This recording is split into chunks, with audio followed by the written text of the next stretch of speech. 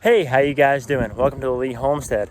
Welcome to the first ever episode of our new vlog series, Life on a Small Homestead, where I show you how we're building our small homestead on 2 acres and how you guys will be able to do it on your 2 acres or less. And you'll get to really see some of the hard work and daily chores that go into building a small homestead. And you guys will get to see what it's really like. So it's a whole lot of work. And here's what I've been up to. So here's a lot of the work that I've been doing. Cutting and clearing all this brush to prepare for our Kune Kune pigs. There's the chickens. So right now I'm in the process of cutting up all that brush you see over there. And I'm cutting it up into small chunks to fit in the back of my truck so we can take it to the dump. Our dump ends up taking a lot of landscaping materials. I burned a lot of it, but to tell you the truth, it's faster just to take it to our dump, which is about 10 miles away, and dump it off and refill it. But it's been a whole lot of work. I mean, I've been working, what you saw just a little bit, I've been working off and on for the last month. And it gets tiring. But one of the things that I really want to do is help those of you out there who are wanting the homestead and maybe a little bit adamant about starting. Heck, I'm one of the busiest people ever with work and home life. We've got 3 kids. So, I mean, I understand, but hey, being more self-sustainable is so worth it. So I want to help you guys along the way, and maybe you guys can grow with us. As far as, see how we started our homestead, maybe give you some ideas, even if you're in an apartment. Hey, we plant in pots and things of that nature sometimes, so you'd be able to even see some of that stuff and maybe do it even if you don't have a lot of land or no land. But I mean, heck, we only have a couple acres. We eventually want to expand, but you got to start somewhere, so this is where we're starting. So here's the other side of where I've been clearing. And as you can see, my posts of where this will be grazing area for our pigs. Our Kune Kune's coming up. We're excited to get those here in a couple weeks. We'll pick them up and you guys will get to meet them. But this all was barely walkable before. It was about as thick as what you're seeing in front of you now. So I've been working and cutting to make it to where pigs will be able to forage and it'll be huntable and usable. So since I'm bringing you guys along in this journey, let's go cut up some more wood so we can load up the truck and take it to the dump.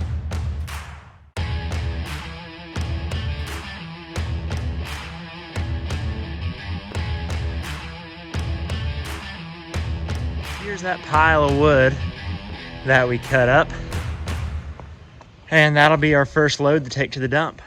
So if you guys have been following along or you're just starting, I've got other videos of our chickens and soon to be pigs and all that on the how-to videos.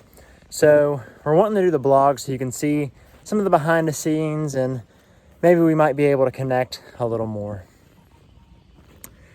Let's go see if the chickens have any eggs for us. Thank you, chickens.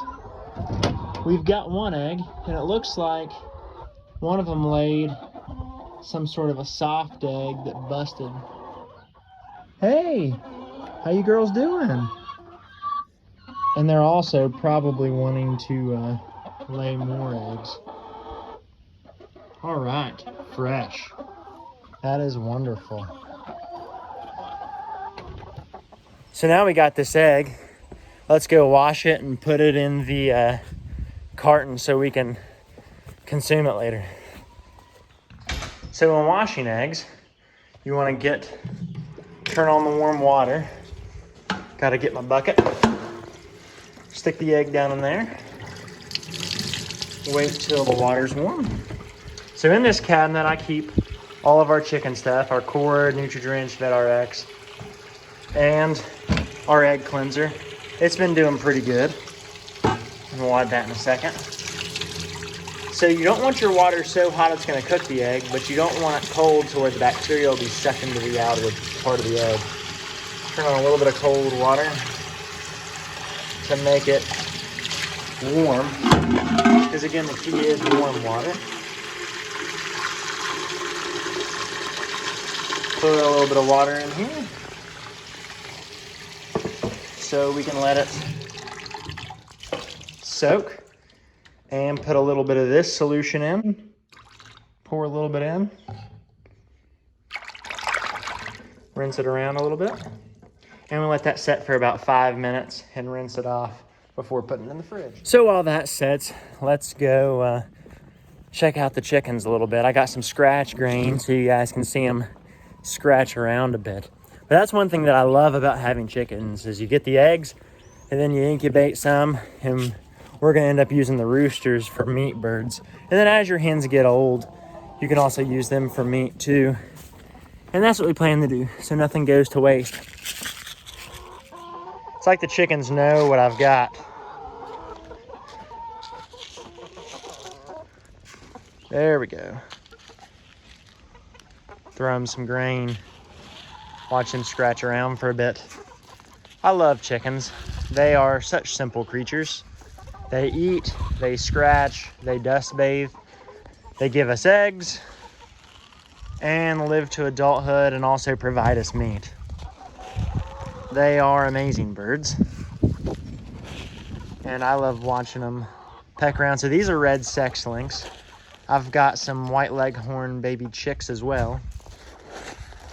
And eventually we're gonna cull our red sex-links, and we're just gonna have and incubate the white leghorns.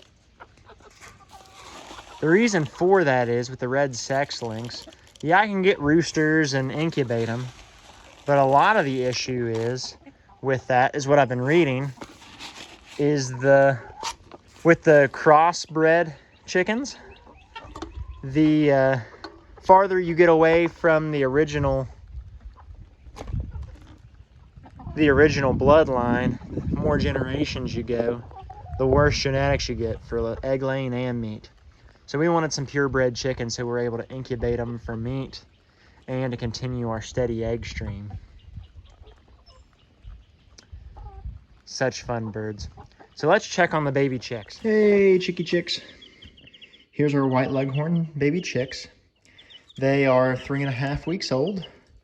I need to clean out their brooder again. It's like, these ones are the messiest baby chicks I've had. I got done treating them for coccidiosis, so the brown stuff you see in there is Nutri-Drench to give them their vitamins A and K back after getting treated for coccidiosis with Corid. But they're doing much better. We only lost 3 of 12, and as you can tell, these are a lot more healthy than what they were when we got them from the store. So that's why I definitely recommend, once you're able to, incubate your own. You don't have to worry about as many diseases, and you don't have to worry about them being stressed out when you first get them. You just get them once they hatch, put them in their brooder, and grow them to adulthood. But yeah, chickens are awesome. Well, let's go rinse off that egg, and so we can put it in the fridge. So it's been about 5 minutes since we put the egg in the solution. Go ahead and get warm water again. Let that get there. Pick it up out of the bucket. Pretty clean. Rinse it off with warm water. Dry it off with a towel, and we'll stick it in the fridge. But yeah, it's a beautiful egg. But after you put the egg in the fridge, you just rinse the bucket out and continue to reuse it. I'm using one of those galvanized buckets I got from Tractor Supply. Those work great. So I want to thank you guys for watching, and I'll see you guys on the next episode.